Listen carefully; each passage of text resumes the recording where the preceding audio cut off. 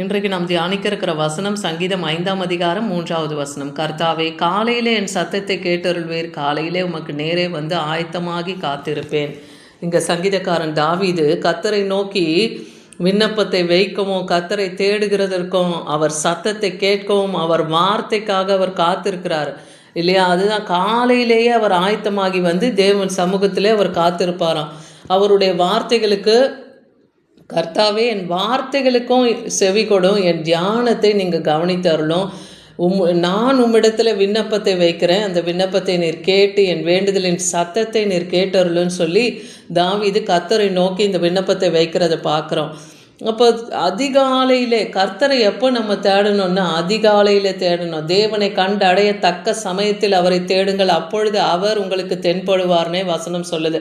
அப்போ அதிகாலையில் நீங்கள் தேவனை தேடும்போது அவர் உங்கள் சத்தத்தின் விண்ணப்பத்தை கேட்டு உங்களுக்கு செவிசாய்த்து பதில் தருவார்.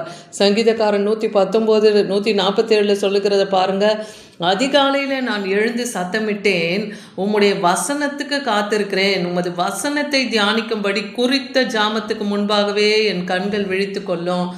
அப்போ கர்த்தருடைய வார்த்தை அது எப்படி வருது? அது வசனமாகவும் வருது இல்லையா? நம்ம கூட இப்போல்லாம் கர்த்தரை அதிகமாய் தேடுகிறவங்க, கர்த்தரிடத்துல அதிக நேரத்தை செலவிடுறவங்க, கர்த்தரினுடைய வார்த்தையின் மேலே பிரியமாய் நடந்து கீழ்ப்படிந்து நடக்கிறவங்க இன்னைக்கு அநேகர் தேவ சத்தத்தை கேட்குறீங்க. அந்த தேவ சத்தத்தில் எது நம்மோடு இடைப்படுகிறார்னா அவருடைய வசனத்தின் மூலமாக நம்மோடு அவர் இடைப்படுவார். அந்த அனுபவத்தில் வருகிற நீங்கள் அதை உணர முடியும். அதுதான் தாவீது அதை உணர்ந்திருக்கிறார். அதனால தான் சொல்கிறார், உமது வசனத்தை தியானிக்கும்படி நான் குறித்த ஜாமத்துக்கு முன்பாகவே என் கண்கள் விழித்து கொள்ளும். எத்தனை பேர் அதிகாலையிலே தேவன் எழுப்பும் போதே நீங்கள் எழுந்துக்கிறவர்களாக இருக்கிறீங்க?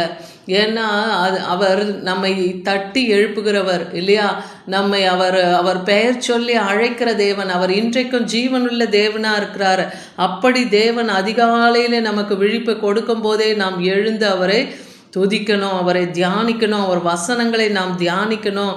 கர்த்தரிடத்தில் அந்த நேரத்தில் நீங்கள் உங்கள் விண்ணப்பத்தை வைக்கும்போது கர்த்தர் உங்களுக்கு பதில் தருவார். எத்தனை வருஷங்களாக போராட்டத்தோடு பிரச்சனை பாடுகளோடு கூட நீங்கள் இருக்கலாம். அது என்ன காரியமாக இருந்தாலும் தேவ சமூகத்தில் அதிகாலையில் எழுந்து உங்கள் விண்ணப்பத்தை கர்த்தர் சமூகத்தில் வைங்க. அதுக்கு முன்னாடி தேவனை துதிங்க, நல்லா துதித்து பாடி தேவனை ஆராதனை பண்ணுங்க.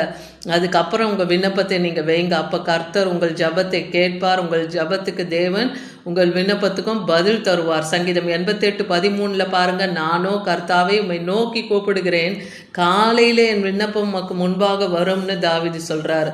அப்போ அதிகாலையில் நம்ம வைக்கிற விண்ணப்பம் தேவ சமூகத்துக்கு கடந்து போகும். ஆண்டவராகிய இயேசு கிறிஸ்துவும் சுவிசேஷம் அறிவிக்கும் போது அநேக ஜனங்களை பிசாசின் பிடியிலிருந்தும் கட்டுகளிலிருந்தும் தேவன் விடுதலையாக்குனதை பார்க்குறோம். அவர் வருகிறார் என்று கண்டபோது உண்மை எல்லாரும் தேடுகிறார்கள் என்று அந்த ஸ்ரீஷருங்க சொல்கிறாங்க. அப்போது அவர் எப்போ வருவார், நமக்கு எப்போ விடுதலை கிடைக்கும்னு சொல்லி அந்த ஜனங்க அவங்க காத்துக்கிட்டே இருக்காங்க. அவர் வருகிறது அறிந்த போது அவர் இருக்கிற இடத்துல போய் அவரை சூழ்ந்து கொள்கிறாங்க. அந்த இடத்துல அவர்களை எல்லாருக்கும் சுகத்தையும் ஆரோக்கியத்தையும் தரார், விடுதலையை தருகிறார் இல்லையா? ஆண்டவராக இயேசு கிறிஸ்து நன்மை செய்கிறவராய் அவர் சுற்றித்து இருந்தார். அப்படி அவர் வருகிறதை கண்டு தேவனை அநேகர் தேடினார்கள்னு பார்க்குறோம். சங்கீதம் 130:6 பாருங்க, எப்பொழுது விடியும் என்று விடிய காலத்துக்கு காத்திருக்கிற ஜாமக்காரர்களை போல அதிகமாக என் ஆத்துமா ஆண்டவரை காத்திருக்கிறது. அதே போல் உங்கள் பிரச்சனைகள், உங்களுடைய நெருக்கங்கள், உங்கள் வாழ்க்கையில் என்ன கஷ்டங்கள், கடன் போராட்டம், தொல்லை எதுவாக இருந்தாலும், சமாதான குறைச்சல், இல்லை வேலையில் ஏதாவது உங்களுக்கு பிரச்சனை, இந்த மாதிரி எந்த ஒரு போராட்டமாக இருந்து இவ்வளோ காலம் நீங்கள் காத்திருந்தோம் உங்களுக்கு பதில் இல்லாமல் இருக்கா?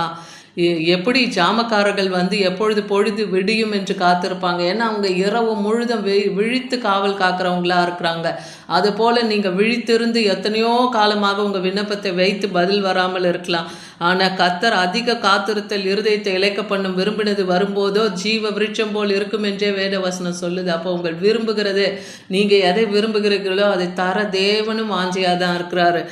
அப்போ ஜாமக்காரர்களை பார்க்கலாம் அதிகமாக என் ஆத்துமா காத்திருக்குன்னு தாவீது ஆண்டவரிடத்தில் சொல்லுகிறது போல் உங்கள் ஆத்துமா இன்னைக்கு வாஞ்சித்து காத்திருக்குதுன்னா கர்த்தர் நிச்சயமாக உங்கள் ஜப விண்ணப்பத்தை கேட்பார். ஏன்னா தாவீது அந்தி சந்தி மதியம் என 3 வேளையும் தேவனை நோக்கி முறையிட்டார். நீங்கள் எத்தனை முறை உங்களுடைய காரியங்களுக்காக ஜெபிக்கிறீங்கன்னு பாருங்கள். அதிகாலையில் ஜெபிங்க, மத்தியான வேலையில் ஜெபிங்க, மாலை வேலையில் ஜெபிங்க. அப்படி நீங்கள் 3 வேளையை நீங்கள் கர்த்தரை நோக்கி விண்ணப்பத்தை வைக்கும்போது கர்த்தர் அன்னைக்கு தாவீதுக்கு இறங்கின தேவன் உங்களுக்கும் அவர் இறங்க வல்லவர். அதே போல் தானியேலையும் நம்ம பார்க்குறோம். தானியேல் நெருக்கமான சூழ்நிலையிலையும் யாருக்கும் அவர் கீழ்ப்படியில, கர்த்தருக்கு மாத்திரம் அவர் பயந்து கீழ்ப்படிந்து நடந்தார். 3 வேளையும் தன் பலகணிகளை திறந்து கர்த்தரை நோக்கி அவர் வேண்டுதலையும் விண்ணப்பத்தையும் வைத்தார். அவர் கூப்பிடுவதற்கு முன்பாகவே அவருக்கு கட்டளை பிறந்ததுன்னு பார்க்குறோம். அப்படி தானியேலின் ஜெபத்தை கர்த்தர் கேட்டார். ஏசாயா 26:9 பாருங்க, என் ஆத்துமா இரவிலே உம்மை வாஞ்சிக்கிறது, எனக்குள் இருக்கிற என் ஆவியில் அதிகாலையிலே உம்மை தேடுகிறேன். உம்முடைய நியாய தீர்ப்புகள் பூமியிலே நடக்கும். பூச்சக்கரத்து கொடிகள் எல்லாம் நீதியை கற்றுக்கொள்வார்கள். கர்த்தர் நீதியும் நியாயத்தையும் சரி கட்டுகிற தேவன். அவனவன் கிரியைக்கு தக்க பலன், அவனவன் என்ன செய்கிறானோ அதற்குரிய பலனை தேவன் தருகிறார். இங்கே ஏசாயா தீர்க்கதரிசியும் சொல்றார், என் ஆத்துமா இரவிலே உம்மை துதிக்கிறது, வாஞ்சிக்கிறது. தாவீதும் நடு இரவில் நள்ளிரவெல்லாம் எழுந்து தேவனை துதித்து பாடினார்னு பார்க்குறோம். அவர் வனாந்திரம் காடுகளிலும் குகையிலும் அவர் இருந்த போதெல்லாம் அவரால் ஆலயத்துக்கு போக முடியலன்னு சொல்லி அவர் இரவு நேரத்தில் கூட தேவனை துதித்து அவரை வாஞ்சித்து பாடினார்னு பார்க்குறோம். இதுபோல் ஏசாயா தீர்க்கதரிசியும் சொல்கிறார், என் ஆவியில் அதிகாலையிலே உம்மை தேடுறேன். உம்முடைய நியாய தீர்ப்புகள் எல்லாம் அந்த பூமியில் இருக்க குடிகள் எல்லாரும் அறிவாங்க. அதன் மூலமாக உம்முடைய நீதியை அவங்க கற்றுக்கொள்ளுவாங்க என்று ஏசாயா தீர்க்கதரிசி சொல்லுகிறதையும் பார்க்குறோம். சங்கீதம் 69:16 பாருங்கள், கர்த்தாவே என் விண்ணப்பத்தை கேட்டருளும், உம்முடைய தயை நலமாக இருக்கிறது, உமது உருக்கமான இரக்கங்களின்படி என்னை கடாட்சி தருளும். கர்த்தரிடத்துல இரக்கத்தையும் கிருபையும் கேளுங்க, அவரிடத்துல தயவை பெற்றுக்கொள்ளுங்க, அவர் கண்களில் தயவை கேளுங்க. ஏன்னா அன்னைக்கு நோவாக்கு கர்த்தருடைய கண்களில் தயவு கிடைத்தது, மோசேக்கு தயவு கிடைத்ததுன்னு பார்க்குறோம்.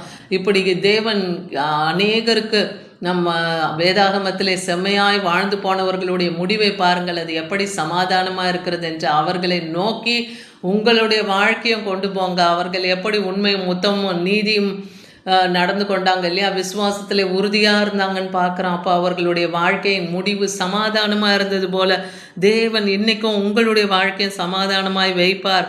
அவருடைய இரக்கங்களுக்கு முடிவே இல்லை இல்லையா, அவர் இரக்கங்களை உங்களுக்கு தருவார். அவர் தயை பெருத்த தேவன், அவர் மன்னிக்கவும் தயை பெருத்தவர். தவறு பாவங்கள் செஞ்சுருந்தீங்கன்னா உங்கள் குற்றங்களை நீங்கள் அறிக்கையிட்டு தேவனிடத்தில் மன்னிப்பை கேளுங்க. அப்போ அவர் உங்களுக்கு இறங்கி உங்களுடைய காரியங்களுக்கான பதிலை செய்வார். சங்கீதம் 22:3 சொல்லுது, இஸ்ரவேலின் துதிக்குள் வாசம் பண்ணும் தேவன். அப்போ இன்னைக்கு உங்களுடைய விண்ணப்பத்தை அவர் கேட்கணும், உங்கள் ஜபத்துக்கு அவர் செவி சாய்க்கணும்னா முதலாவது தேவனை தேடுங்க, அதிகாலையில் ஆயத்தமாகி அடுத்து கர்த்தரை துதித்து பாடி மகிமைப்படுத்துங்க. ஏன்னா அவர் துதிகளுக்கு மத்தியிலே வாசம் பண்ணுகிறவர், அவர் துதியில மகிழ்வோன், துதிக்கு அவர் தான் பாத்திரராக இருக்கிறார். இஸ்ரவேல் ஜனங்களை எதற்காக தன் சொந்த ஜனமாய் தெரிந்து கொண்டார். என் ஜனம் என் துதி சொல்லி வருவார்கள் என்று வேதத்திலே சொல்லுகிறத பார்க்குறோம். அப்போ தேவனை நீங்கள் துதிக்கும் போது உங்கள் பாடு, பிரச்சனைகள், போராட்டம், நிந்தை, அவமானங்கள் எல்லாத்திலிருந்தும் தேவன் உங்களை விடுதலையாக்குவார். உங்கள் ஜப விண்ணப்பங்களை கேட்பார். உங்கள் சத்தத்தை கேட்டு உங்களுக்கு நிச்சயமாய் பதில் தருவார். விசுவாசிங்க, ஆயத்தமாகி தேவனை காலையிலே தேடுங்க. ஆமீன்.